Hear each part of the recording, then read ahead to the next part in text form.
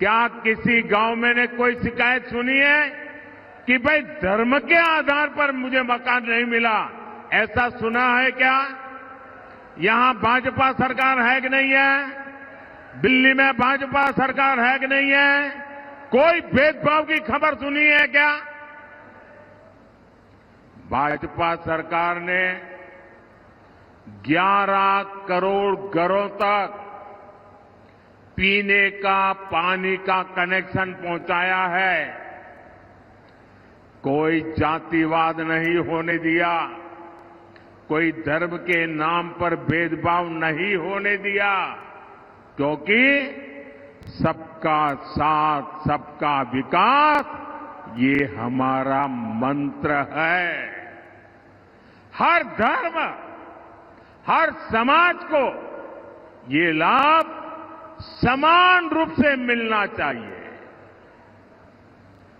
समान रूप से मिलना चाहिए कि नहीं मिलना चाहिए? अगर सबको समान रूप से मिलता है तो आपकी कोई शिकायत होती है क्या? लेकिन अगर कांग्रेस आती है तो ये सारी सुविधाएं दलितों, पिछड़ों, आदिवासियों और सामान्य वर्ग के गरीबों को नहीं मिलती। कांग्रेस की चले तो गरीब कल्याण की योजनाओं का लाभ भी धर्म के आधार पर देती, क्योंकि कांग्रेस तो डंके की चोट पर यही कहती है कि देश के संसाधनों पर पहला हक मुसलमानों का है। मोदी कहता है देश के संसाधनों पर पहला हक इस देश के गरीबों का है, इस देश के पिछड़ों का है, इस देश के आदिवासियों का है।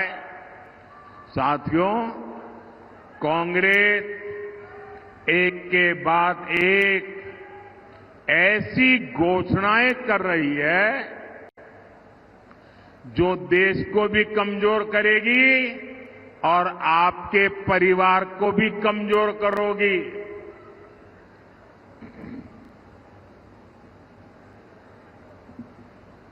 आपने सुना होगा इन दिनों कांग्रेस के शहजादे, अब आजकल वो जरा इतने चिंतित है कि आए दिन उनको मोदी का अपमान करने में मजा आता है। मोदी के लिए भला बुरा कहना उनको मजा आ रहा है। वो कुछ भी बोलते जा रहे हैं और मैं देख रहा हूं सोशल मीडिया में, टीवी में बहुत सारे लोग चिंता जताते हैं कि भाई ये भाषा अच्छी नहीं है। ऐसी भाषा देश के प्रधानमंत्री के लिए बोलना ठीक नहीं है, ऐसा लोग सोशल मीडिया में कहते हैं। कुछ लोग बहुत दुखी हो जाते हैं कि मोदी जी को ऐसा क्यों बोला, देश के प्रधानमंत्री के लिए ऐसी भाषा का क्यों प्रयोग किया, देश के प्रधानमंत्री को कभी कोई ऐसा बोलता है क्या? मेरी सबसे विनती है कि कृपा करके आप दुखी मत होइए, आप गुस्सा मत कीजिए। आपको पता है वे नामदार है, हम तो कामदार हैं। और नामदार तो कामदार को सदियों से ऐसे ही गाली गलौज करते आए हुए हैं, ऐसे ही ठोकर मारते आए हुए। तो भाई मैं तो आप में से आता हूं, गरीबी से निकला हूं। अगर 5-50 गालियां पड़ जाएगी तो पड़ जाएगी, आप गुस्सा मत कीजिए। मैं सबको कहता हूं, आप लोग नाराजगी मत व्यक्त कीजिए। वो इतने निराश है कि अभी आगे आगे तो और बहुत कुछ बोलेंगे, आप अपना समय खराब मत कीजिए। तो ये मेरी सोशल मीडिया में जो लोग बहुत नाराजगी से कुछ न कुछ कहते रहते हैं, टीवी मीडिया वाले भी कहते हैं, मेरी करबद्ध प्रार्थना है भाई, इन नामदारों को कुछ मत कहो।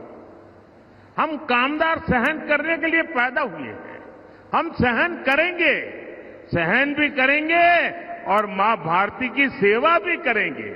हम जरा भी पीछे नहीं हटेंगे दोस्तों, जरा भी रुकेंगे नहीं, ये मैं देशवासियों को विश्वास दिलाता हूं।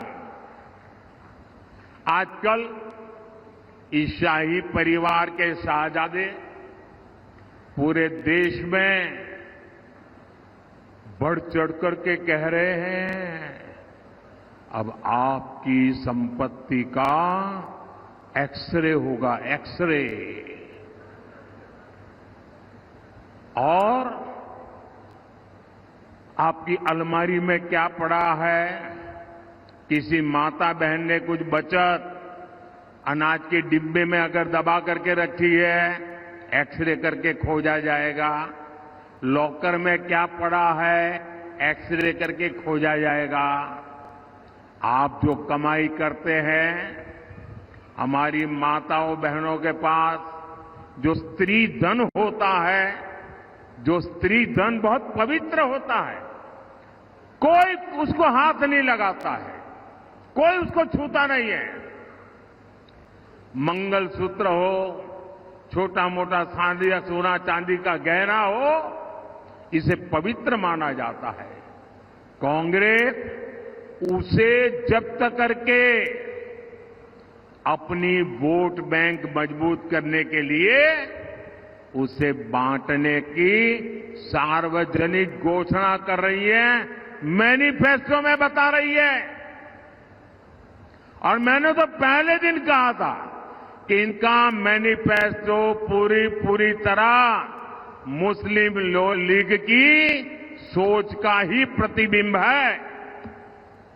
और साथियों, ये एक्सरे करके आपको लूटने की योजना बना रहे हैं। क्या आप उनको आपकी संपत्ति छीनने का अधिकार देंगे क्या?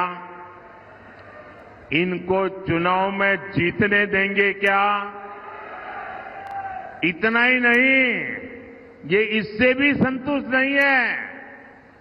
वो जीते जीतो छोड़िए, ये स्वर्गवास के बाद भी, मृत्यु के बाद भी आपकी जो बची हुई संपत्ति है, जो स्वाभाविक रूप से आपके बेटे बेटी को मिलनी चाहिए, वो भी आप नहीं दे पाओगे। आपने कितनी ही मेहनत करके बच्चों के लिए इकट्ठा किया होगा। कांग्रेस वाले कहते हैं कि उनकी सरकार आएगी तो वो भी डुब्बे में से गुल कर दिया जाए। और